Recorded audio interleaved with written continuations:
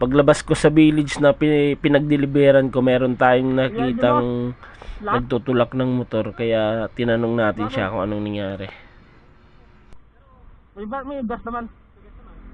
Ito ano nga na, sundutin natin. Tapos sabay sundot. Marunong ka nun?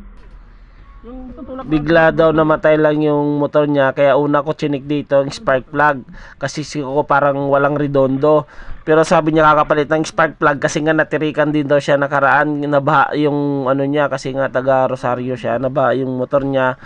Pero sabi ko baka stator kasi walang kuryente, ganun din suggest ng mekaniko niya, mukhang na damage daw yung stator, kailangan daw palitan.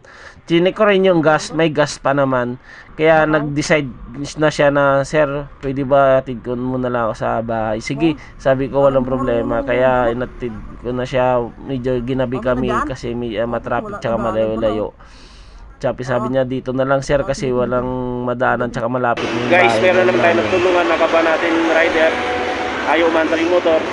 Ginawan naman natin ang paraan na umandar pero ayaw talaga.